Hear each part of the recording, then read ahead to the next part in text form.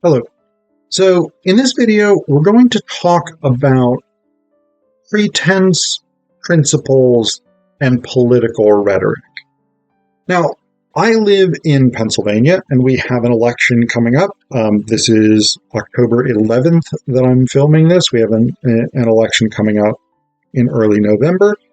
And one of the issues that we are going to be voting on is Supreme Court justices for Pennsylvania. This has been a very intense campaign. There's been a lot of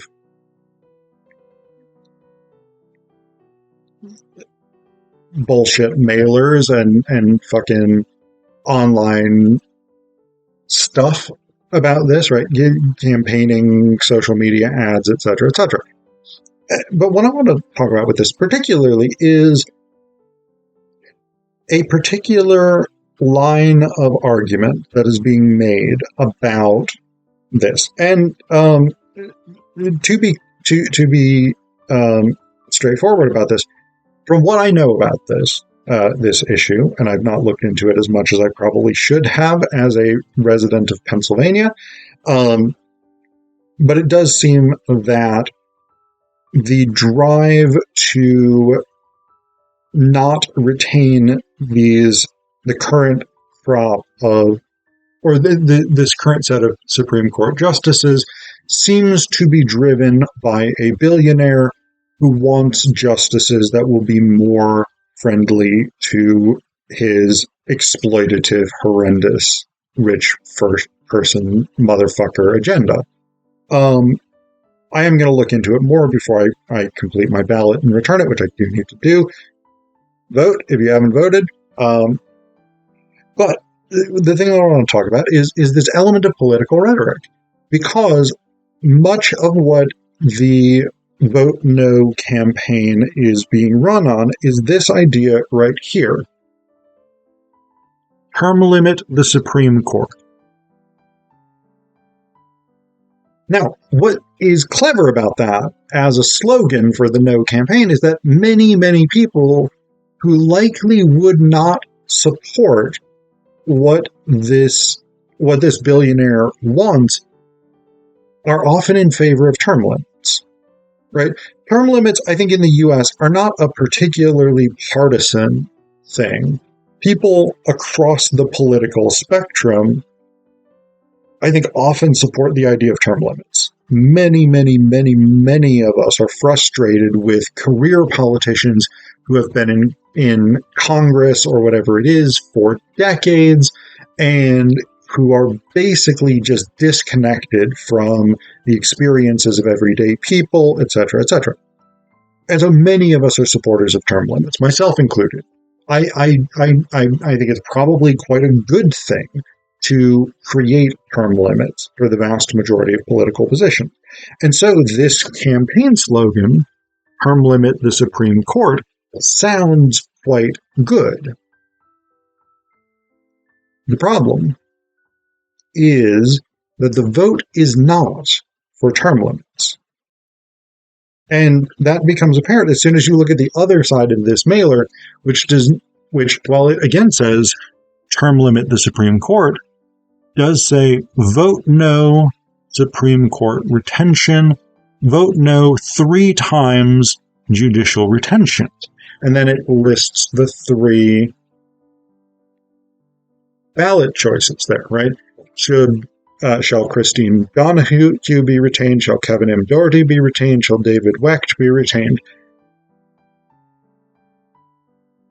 So it's not a question of term limiting the Supreme Court. It's a question of whether or not these 3 specific judges should be retained. That's not the same thing. It's not the same thing at all. Because a term limit would basically mean you can serve X number of terms, right? Say you can serve 3 terms in the United States Senate, and then you can no longer run for it again. You can no longer be reelected. You are done. Senate time over. Boom. We need a new person. fresh blood, new ideas, whatever the fuck it is, whatever the logic is. That's what a term limit is. What this is a set of individual races. Should this person be retained? Should this person be retained? Should this person be retained? It's not a term limit. Term limit, you could have a term limit on a through like a ballot initiative or something like that. You could have a thing saying, should Supreme Court justices only be allowed to serve X number of terms, X number of years, whatever it is. You could do that and have it be an across-the-board thing. But that's not what this campaign is about. What this campaign is about is specifically trying to ensure that these justices do not remain on the Supreme Court because this billionaire, and this is, again, probably oversimplifying it, and I haven't looked into it in as much detail as I should, and I will again, but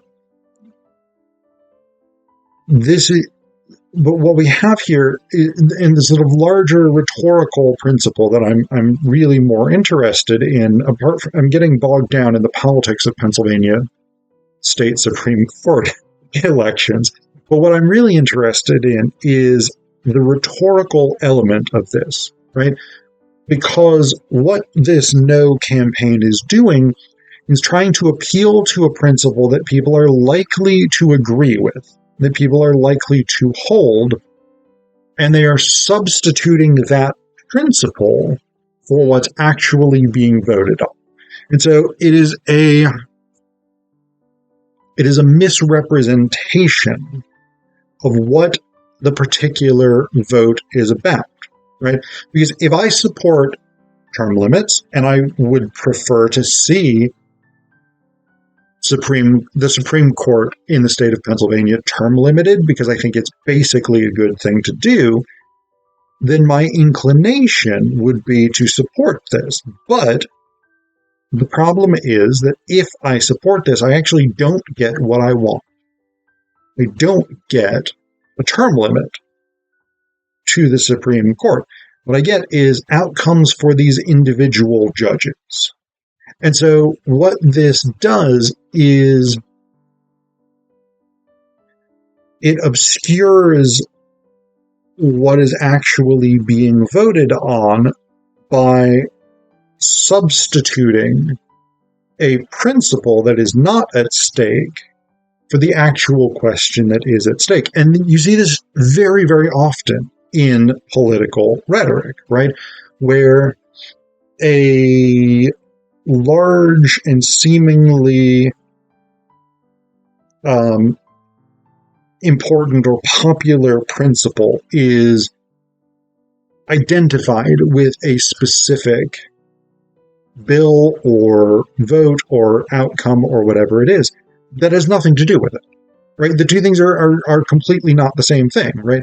So if you vote for this thing, you are voting to protect children, whatever it is. But the thing has fuck all to do with children, right? It doesn't protect them in any way.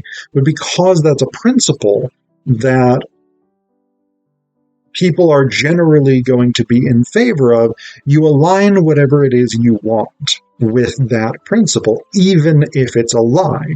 And so this is one thing that we as citizens of